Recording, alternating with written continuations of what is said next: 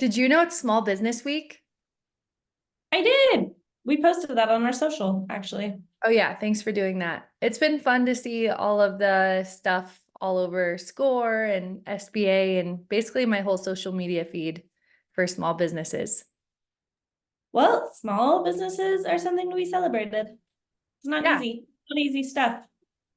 it's not easy. And yeah, I actually love the social community for small businesses because as small business owners ourselves, I totally feel exactly what our clients feel, which is sometimes it's a lot. Like there's days where there's so much on your plate, you don't know how you're going to get through it.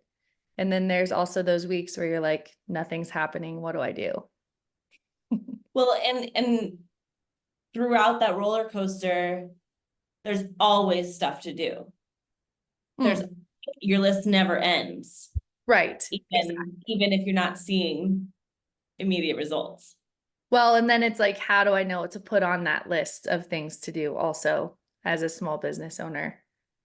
We just had one of our members yesterday because JMAI, most of our clients are small business owners and they're either building up their new businesses or they have established businesses and they're trying to figure out technologies that they could implement to be more efficient.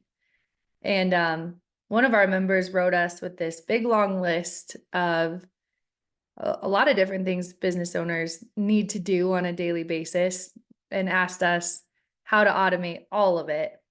And I was pretty impressed. He even put podcasts on there. Well, and it might surprise people, but we don't really recommend that you automate all of it, do we? We don't. No, we don't. We had when we first started, I got very excited about automation. And so I actually automated our entire Facebook and it was hands-free Facebook posting. And it's good for groups, I feel like, because it helps get like group content out there. But when we used it for our page, we ended up just getting thousands of bots following us. And nobody And wants that. nobody wants that. Yeah. Okay, so what are some of the things that you would automate and what are some of the things you wouldn't recommend automating? Well, I think there's aspects of social media that you can automate. Obviously, the content plan. So Flora and I created a 30-day social media prompt guide. And I think stuff like that is amazing. So like we used AI to create content for each day of a month. So we used AI so that you can put in a prompt to get a specific post for that day. Like what was one of the examples in there? I'm trying to remember. Not to put Um, you on the spot. I know, thanks for putting me on the spot. Well, I could probably pull it up. Oh, Something like, along the, oh, go ahead. no, Finish. you first. Well, I remembered one was around customer reviews, like putting in a quote or something, and then it would make a review for you that you could post. Yeah, but you did have to do that personal touch of putting in the review. Yeah. Yeah. So I don't Yeah. know. I guess I don't remember what's in there. It was out a while ago. But like it goes back to, automation and these tools are great for content creation, but the actual posting and curating, we do that all ourselves. Actually, Flora does that. Thank you. You do such a good job. But yeah, like finding hashtags that are relevant, we use AI for that. Finding ideas, we use AI for that. But actually, like shooting the videos and getting the content and all of that, that's pretty manual on our end for the most part. Well, and it takes me back to the mission of Jam AI, right? Like the mission of Jam AI is using AI to be more human, right? So that doesn't mean that we use AI for everything, right? Like we Yeah. still really want to have that human touch and that human approach and Yeah. be human. Well, and even when we talk about creating imagery with AI, like you and I both get really involved in writing out the prompts and like how to make them look a certain way. So if you look at some of the imagery on our Instagram page, it's a lot of mid-journey created imagery, but there's so much like thought behind those. And oftentimes those images are built off of images of myself or Flora or friends. And then we just put filters on them to make them bright orange and kind of go with our theme. Well, yeah, and even ChatGPT, um, we've talked about this before. There's definitely a human science behind creating prompts. It's not like it just runs on itself. You really have to have, you know, Yeah. experience creating these prompts. Yeah, exactly. So another thing that we talk about in AI Marketing 101 is a marketing and um, content curating tool, which is called umbrella marketing. And it's actually not AI at all either, but we then use AI to build the content off the topics. So what this is if you're building out your content calendar, and let's say your business is, let's think of one of our clients, Friend Assembly, or a ceramics and clay studio in Denver, Colorado. She could go to just regular old Google and type in ceramics in Denver. And then there's an area underneath that that says people also asked. And so these are just a bunch of other Google searches that are related to the Google search you just did. And Yeah. those are amazing to build your content around. So like if you can just build content to answer those questions, you'll get ahead with what people are actually looking for. Because that's not just made up. Those are actual like real-time searches. Awesome. Yeah. Yeah. Yeah. So that's kind of also a 50-50 situation that takes human effort, and then you can use AI to help answer those questions or, create social posts answering those questions. But then you still have to create, whatever it is, a newsletter, a blog, a social media post with that content inside of it. Okay, so Jam, you don't talk about yourself very much, right? And sometimes you're like, I started AI because I asked AI what company I should start. And I always laugh at that because it's like, well, your background is really, it like makes perfect sense why you have this company now, right? So can Yeah, we take a step? Let's take a break for a second. And I want to, I want people to learn a little bit about your background as a small business owner. And I would love to hear how you've seen business development evolve with the use of AI. sure. I can't believe you're making me talk about myself. So Oh, rude, but that's okay. Um, I started a web development company in 2010.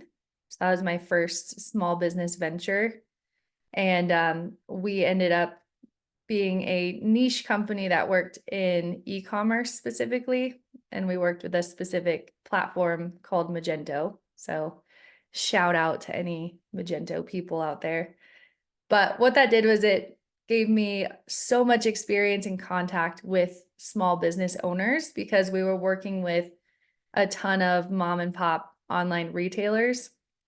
Basically, what happened is eBay introduced Magento in 2010, and eBay told its top sellers, like, hey, you need to move to this e-commerce platform. So we weren't building websites for the H&M or, Targets of the world. We were building websites for South Beach swimsuits or one of our biggest clients that was such a big surprise was he did die cast models, which are like toy cars. And all he right. did some of the highest revenue of any of our clients. But just kind of a little taste of what we worked with. We worked with hundreds of different small businesses, and I absolutely loved being there with them. It was website only at that time, but about 5 years into that company, we launched into digital marketing and SEO and started really helping these businesses grow because they were like, cool, thanks for the website. Like, now what? So that's when I personally got certified in, all Google certifications, HubSpot, and just really tried to learn everything I could about digital marketing along with the web development.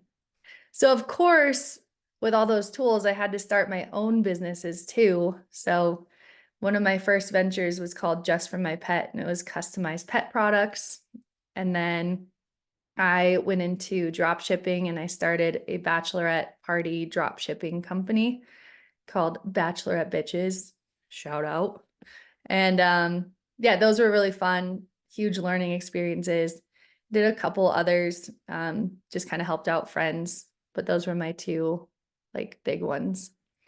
And then obviously I decided to get married and have kids, and those were kind of fun, but wanted to also just take a break from working nonstop. So I went back into, the sales world a little bit more, and went into business development, and jumped into a friend's company that my friend Rachel started a video production company, and she had been trying to get me to come work for her for a long time.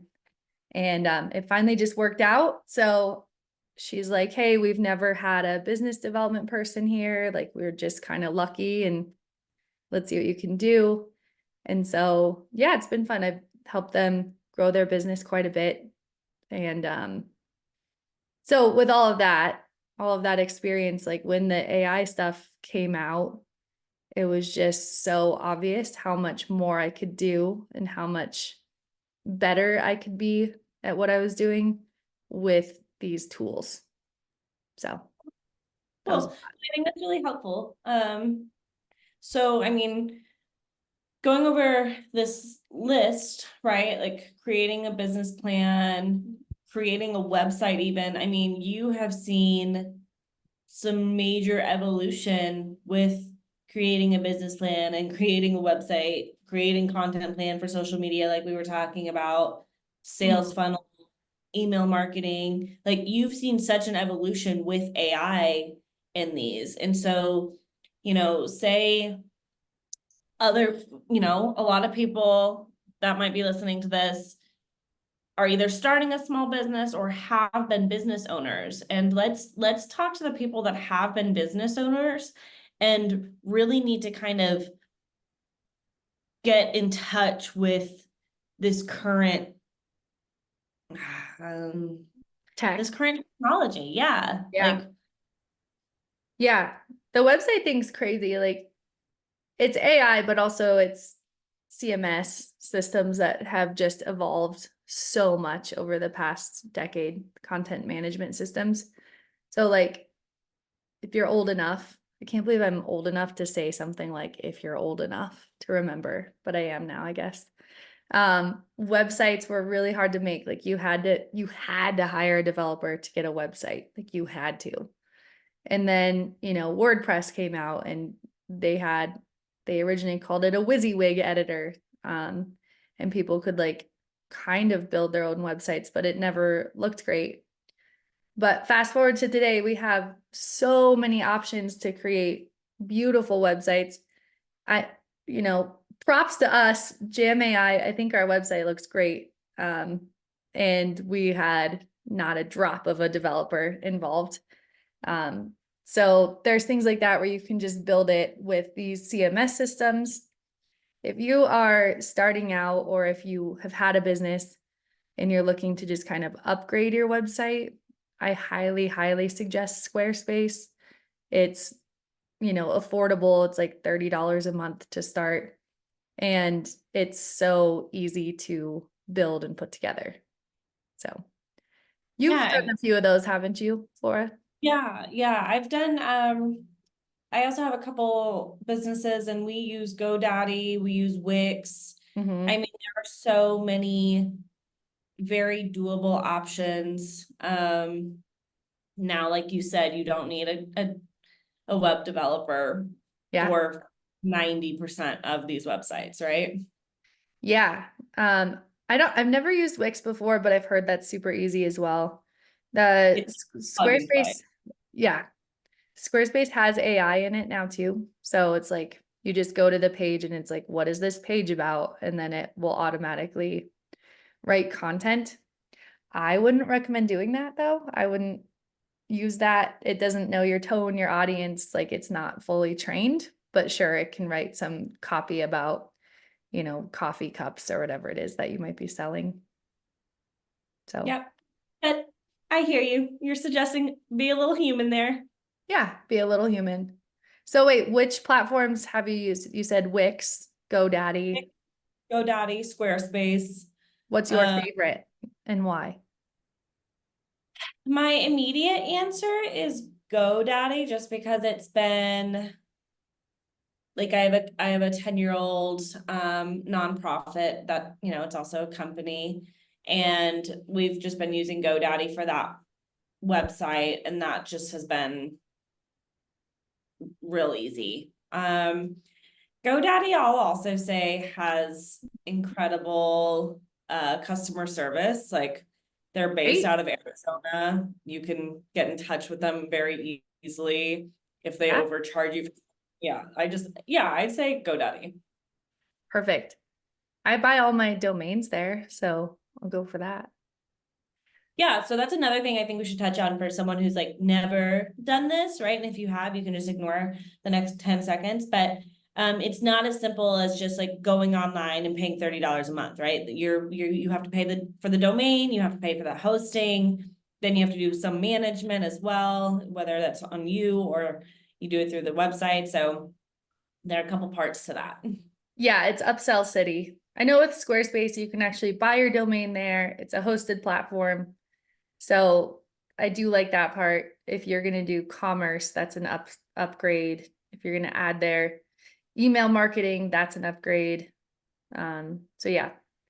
And Lots then of for all of we have some members who do online courses and stuff.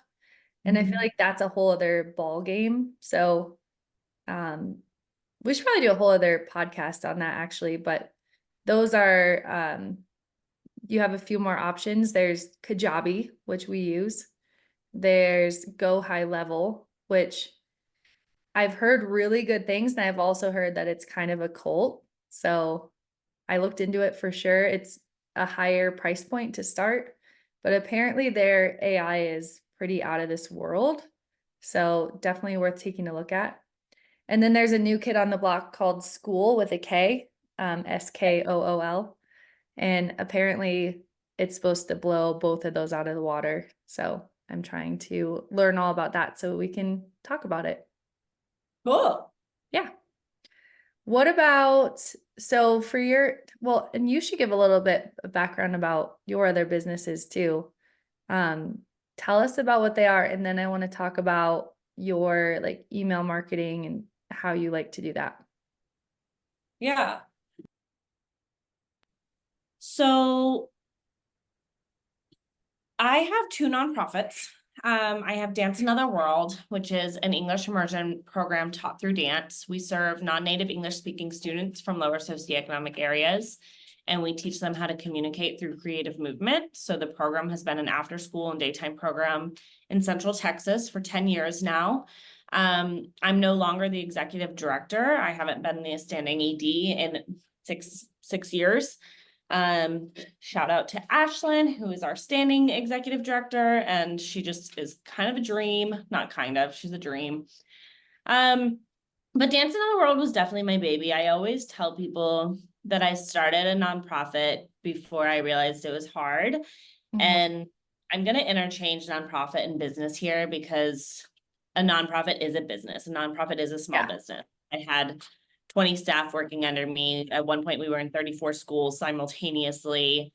It's a business. You do all the things that you need to do with a business. It just has a different tax code, right? So, once Ashlyn took over that, I said, okay, I'm gonna take a break from the nonprofit world. And that lasted about 30 seconds. And then I started another nonprofit, and that one is a service-based nonprofit bringing awareness to plastic pollution in the ocean. So we do various audits and community community campaigns around plastic pollution. One of our biggest projects right now is co-steering the Austin Reuse Coalition. So it's a lot of community involvement, and with that, it's a lot of community outreach, right? So we're heavy on the newsletters, hopefully not too heavy, but you know, one of the activities or campaigns that we have led is a citywide cleanup where the community came together. They collected over 8,000 pieces of trash. They assessed over 6,500 of it. We put together this really comprehensive report, and that involved several hundred volunteers. And, you know, we couldn't have done that if we hadn't had an effective, you know, correspondence and effective newsletter programming. So for both of those nonprofits, we do use MailChimp. MailChimp has evolved over the time, and they are now doing a little more AI as well. I personally like MailChimp for their newsletters. I wouldn't say I'm a huge MailChimp landing page fan, but it gets the job done. But if you are looking for a simple way to get out newsletters, MailChimp is a very affordable, very easy way to do that. And do you have to use your own email, or how do you do that? Like, do you have to get a different domain? How does that work? No, they're both connected to a company email. You know, we also use GMass in different capacities, and that's more of a mass email option. So that does come from, it looks like it comes from an actual email versus a newsletter, right? So it looks like your friend Sarah wrote you just a regular email, but surprise, surprise, she might have also sent that same email to 10,000 people that day, right? So that's GMass, and we do recommend using a different domain for that because with SMTPs can get a little sketch, and you don't want to completely lose your domain. But as far as using MailChimp and other newsletter servers, just connecting it to your own email address has seemed to be fine for the needs of the job. Yeah, cool. And so using AI with email marketing. So at Jam AI, we use Kajabi, as I mentioned earlier. And we also use GMass. And Flora and I are really big on, you know, really understanding who our audience is and what sort of content they're looking for. And then what can we automate after that? So if you are a small business, you know, one of the best ways to grow your email list and do list building is by offering some sort of free content that is available via a download. So we have a AI for small business playbook, and basically we understand that people who are downloading that are usually small business owners, either starting out or wanting to learn more about AI. And so we have, I think, 9 automated emails that follow, you know, scattered throughout 20 days or so. So once people download that, it's really just trying to be helpful with the information that they learned in that playbook. So, you know, hey, did you like the prompt on page 7 about creating a TikTok script? You know, if you didn't see it, here it is again. So using AI to create these funnels has been awesome. I know that we've used some custom GPTs to help us create ideas around these, and then we will have AI write them out, but we again go back and rewrite most of them just because we want it to just be really, really authentic. And I don't know, we like to be very concise and like, here's the information you're looking for and nothing more. And a lot of these like AI written responses seem to be a little bit too fluffy. Yeah. You know, you touched on something there that I think is really important to reiterate. And that's this idea of a value add, right? So like Yeah. social media, website, content, email funnels, like everything. And I'm really cautious of using the word should, and I'm going to use it intentionally here. Everything should be adding value for your target audience. Yep. Period. Like the quickest way to lose subscribers is to have all of your emails be about sales. Yeah. Yep. 100%. And I will say AI has been really fun, and Claude and ChatGPT specifically have been really fun to work with for ideas of what sort of content is valuable to our audience. It's definitely helped me think outside of the box because, Yeah. I thought of checklists and templates, and, AI suggested ebooks and this podcast. So just getting new ideas from AI has been really helpful with that. Yeah, and using it like we've talked about before as a partner, right? Like a brainstorm partner. Yeah. So okay, so you've talked about email marketing and you've talked about kind of a sales funnel. What does that look like? So you've got these 9 emails you mentioned. Can you talk to us a little bit more about what this looks like as far Yeah. as a So we have a few different places on our website that have forms, and then they have like different automations for that form. So again, it's always, we want to add value, we want to be helpful, but at the end of the day, we also want them to join our AI Club Society too. So Yeah. when is the right time to strike with the sales funnel, or the marketing turning into a sales funnel, and how can that work? We've Flora and I both have researched this, and we've taken other courses, and one of the big things that is always suggested to us is running a campaign where time is running out. And so if you're selling a product, or maybe you also sell a course or membership, the whole idea of, hey, let's get this done in 10 days and kind of work backwards. Um, that always seems to get a few people to convert. And maybe it's not that like the course is ending or you can only enroll. Maybe it's a coupon code that's expiring, or some sort of extra value if they sign up with this code. So I think it's really important to also look at the analytics behind it and determine who should be getting those emails too. So I love to download all of our email data. So open rate, click rate, whether it's in GMass or Kajabi, I'll just throw it into an Excel spreadsheet. And that's another thing AI is super helpful with. And so specifically ChatGPT, we can go ahead and like upload it, and I can say, extract only the engaged audience over the last month, you know, and then out of all of our lists, I'll get just one spreadsheet with that list. And then I'll go ahead and create an email automation or sales funnel just for that list of people.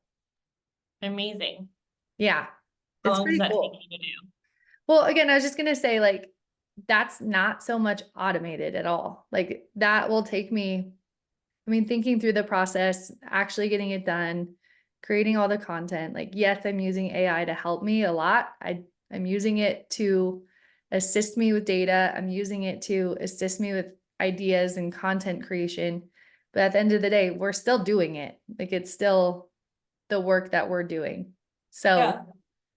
that's the thing. Like, I feel like our member who is asking us for a whole plan for his small business, it's like, yeah, we can tell you all these different tools or prompts that'll help.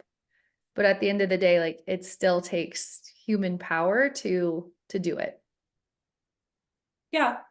It's funny, I was working on some Google ads recently, and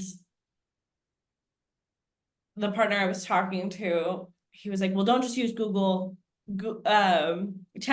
for this, And I didn't say anything back at the time.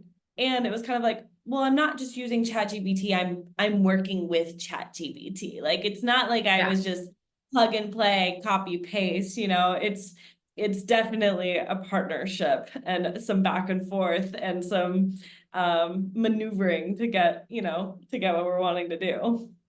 That's such a good way to say it. And I want you to say it, or I'll say it again, is that I'm not using Chat GPT, I'm working with it, and it's a partnership. Just this morning, I had another member email me, and she's been asking me for help. She's like, help, this is over my head. I don't know what to do. Like, and I finally said, well, what are you trying to do? And she wrote, well, use Chat GPT 4. And I was like, yeah, but what are you doing? Like, it's just, I think that there's some expectations that you get in there and push a button and hook up your business information, and then all of a sudden you have emails sent out and things, chatbots built, and like that's not it at all. It's so much of a learning curve. It's almost just like the new Google. Like, sure, you know how to use Google, you don't have a website. Like, you still have to build it, it's a lot of work and it's a lot of learning. And so I think the more people know that going into it, the better results they'll have. Cool. Well, I think it's going to be hard to listen to this podcast and not understand that that's our takeaway today. Right?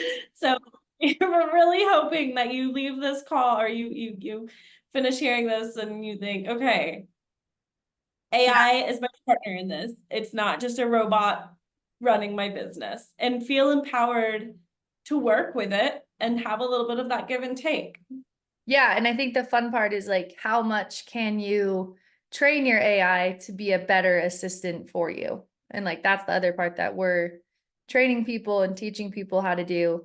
It's like out of the box, Chat GPT, great. You'll get some info, right? But like, if you really take the time to learn how to train it and create a GPT that's specifically just for social media posts for your business, again, you'll save so much time not having to find all those prompts that we gave you in that guide. Like, it'll already be in there because you uploaded the guide and trained it and told it exactly what you want and what you want to do.